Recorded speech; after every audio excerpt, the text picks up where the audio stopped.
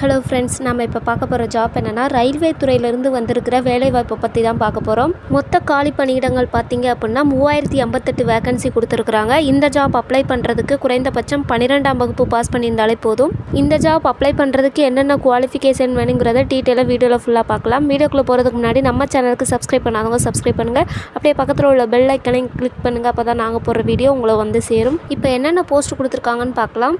First பார்த்தீங்க அப்படின்னா commercial ticket Clark. இந்த போஸ்ட்டுக்கு பார்த்தீங்க அப்படின்னா 2424 வேகன்சி கொடுத்துருக்காங்க.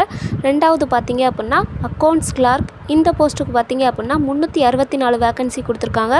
மூணாவது பார்த்தீங்க அப்படின்னா ஜூனியர் கிளார்க். இந்த போஸ்ட்டுக்கு பார்த்தீங்க அப்படின்னா 163 வேகன்சி கொடுத்துருக்காங்க. நான்காவது பார்த்தீங்க அப்படின்னா ரயில் கிளார்க். இந்த போஸ்ட்டுக்கு 77 வேகன்சி கொடுத்துருக்காங்க. மொத்தம் பார்த்தீங்க அப்படின்னா 3058 வேகன்சி கொடுத்துருக்காங்க. இந்த ஜாப் அப்ளை பண்ணுறதுக்கான கல்வி தகுதி பார்த்தீங்க அப்படின்னா 12ஆம் வகுப்பு பாஸ் பண்ணியிருந்தாலே போதும்.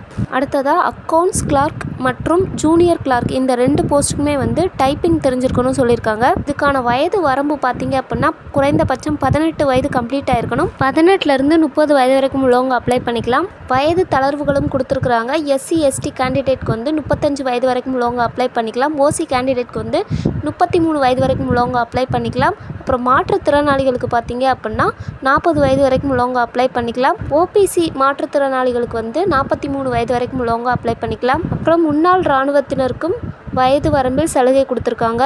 இதுக்கான சேலரி எவ்வளோ இருக்குன்னு பார்த்தீங்க அப்படின்னா கமர்ஷியல் டிக்கெட் கிளார்க் போஸ்ட்டுக்கு பார்த்தீங்க அப்படின்னா 21,700லேருந்து 69,100 வரைக்கும் இருக்கும். அப்புறம் அக்கௌண்ட்ஸ் கிளார்க் மற்றும் ஜூனியர் கிளார்க், ரயில் கிளார்க் இந்த 3 போஸ்ட்டுக்குமே பார்த்தீங்க அப்படின்னா 19,900லேருந்து 63,200 வரைக்கும் இருக்கும். செலெக்ஷன் ப்ராசஸ் எப்படி இருக்குன்னு பார்த்தீங்க அப்படின்னா கம்ப்யூட்டர் பேஸ்டு டெஸ்ட் இருக்கும். அடுத்து accounts clerk typist, junior clerk typist இந்த 2 போஸ்ட்டுக்குமே வந்து டைப்பிங் டெஸ்ட் இருக்கும். அடுத்து டாக்குமெண்ட் வெரிஃபிகேஷன் இருக்கும். அடுத்து மெடிக்கல் எக்ஸாமினேஷன் இருக்கும். அப்ளை பண்ணுறதுக்கான ஃபீஸ் பார்த்தீங்க அப்படின்னா 500 ரூபாய் இருக்கும். எக்ஸாம் எழுதுனதுக்கப்புறம் வந்து 400 ரூபாய் வந்து ரிட்டன் கொடுத்துருவாங்க. SC/ST EPC கேண்டிடேட்ஸ்க்கு பார்த்தீங்க அப்படின்னா 250 ரூபாய் இருக்கும்.